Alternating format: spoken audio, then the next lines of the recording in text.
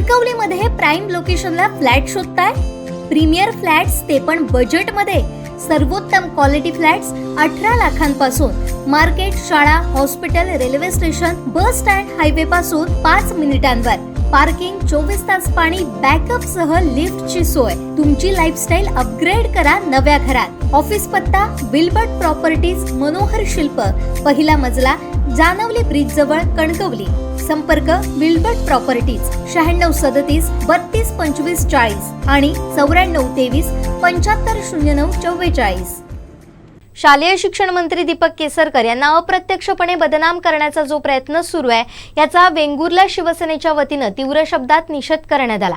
दीपक केसरकर यांच्यासारख्या सतत काम करणाऱ्या आणि सतत लोकसंपर्कात असणाऱ्या मोठ्या नेत्याला अशा प्रकारे बदनाम करणे हे अतिशय दुर्दैवी बाब असून ही विकृत प्रवृत्ती आहे. या मतदारसंघात आजपर्यंत राडा संस्कृती कधीच टिकली नाही आणि जनतेनंच असा राडा संस्कृतीला वेळोवेळी उत्तर दिलं असल्याची टीका वेंगुर्ला तालुका शिवसेना तालुका प्रमुख नितीन मांजरेकर यांनी केली आहे. काल दोडामार्ग तालुक्यातील काही असंतुष्ट आत्म्यांनी म्हणायला हरकत नाही, एक वेगळ्या पद्धतीने दीपक भाईंची बदनामी करण्याचा जो प्रयत्न केलेला आहे त्याला आज आम्ही वेंगुर्ला तालुक्याच्या शिवसेनेच्या वतीने त्याचा तीव्र शब्दामध्ये निषेध करत आहोत.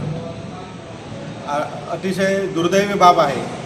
एखाद्या काम करणाऱ्या मोठ्या नेत्याला अशा पद्धतीने अप्रत्यक्षपणे म्हणजे बॅनर लावणे, फेसबुकच्या माध्यमातून, व्हॉट्सअपच्या माध्यमातून विविध प्रकारे त्या चांगलं काम करणाऱ्या कुठच्याही नेत्याचा अपमान करणे, हे काम कोण करतं आहे तर ह्या सिंधुदुर्ग जिल्ह्यातील काही अतृप्त आत्मे आहेत ज्यांना कोणाला आमदार व्हायचे आहे. काही जणांना दीपकभाईंची कार्यपद्धती किंवा त्यांच्या भोवती वाढलेला जो लोकसमूह आहे तो आवडत नाही आहे. त्या गोष्टीला विरोध म्हणून ही मंडळी हा एक उपक्रम राबवत आहे. परंतु मला पूर्ण आणि ठाम खात्री आहे की ह्या मतदारसंघामध्ये ज्या पद्धतीने दीपकभाईंनी काम केलेलं आहे हे काम आणि लोकांचं प्रेम हेच त्याची पोचपावती म्हणून येणाऱ्या काळामध्ये त्याला उत्तर मतदानाच्या रूपातून लोक देतील.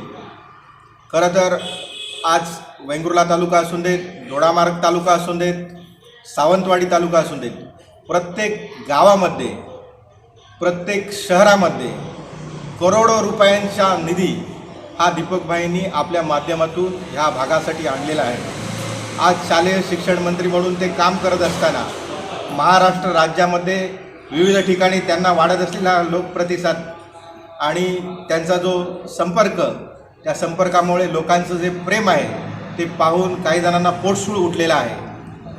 काल आमचे सहकारी गणेश प्रसाद गवस यांनी सांगितलं आहे की ह्या मतदारसंघातलाच जो प्रतिनिधित्व करणारा मनुष्य आहे तोच तुम्ही द्या.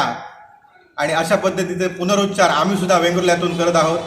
आम्हालासुद्धा असंच वाटतं की ह्या वेंगुर्ला, सावंतवाडी आणि दोडामार्ग तालुक्याचे नागरिक यांना आम्हाला ह्या 3 तालुक्यांशिवाय दुसरा कुठलाही प्रतिनिधी आम्ही मान्य करणार नाही आहोत.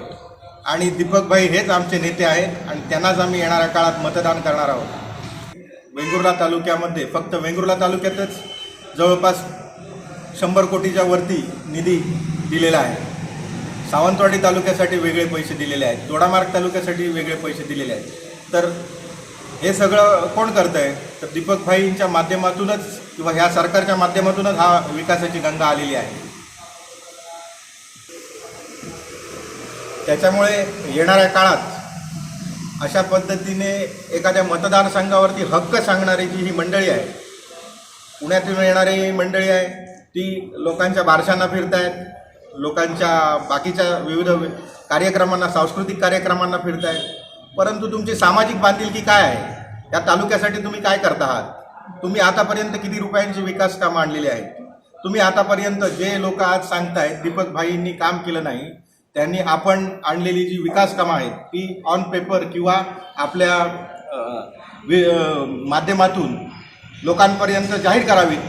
अन्यथा दीपकभाईंनी जी विकास कामं केलेली आहेत ती आमच्याकडे ऑन पेपर आहेत, ती सद्यस्थितीत दिसत आहेत. वेंगुर्ल्यातील झुलता पूल असून देत, वेंगुर्ल्यातील नगरपालिकेचे विविध विकास कामं असून देत, वेंगुर्ल्यातील बहुउद्देशीय कालेलकर नाट्यगृह असून देत, वेंगुर्ल्याची पंचायत समिती असू देत, वेंगुर्ल्याचं तहसीलदार ऑफिसर असू देत, ITI असू देत, असे वेंगुर्ल्याचं आरोग्य केंद्र असू देत.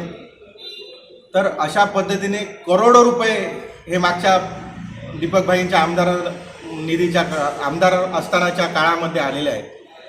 हे जे लोक टीका करत आहेत त्या टीकाकारांनी कधीतरी आपण काय केलं हे सुद्धा लोकांना सांगणं गरजेचं आहे. दीपकभाई आजही रात्री 12, 1, 2 वाजेपर्यंत लोकांच्या संपर्कात असतात, लोकांबरोबर फिरत असतात.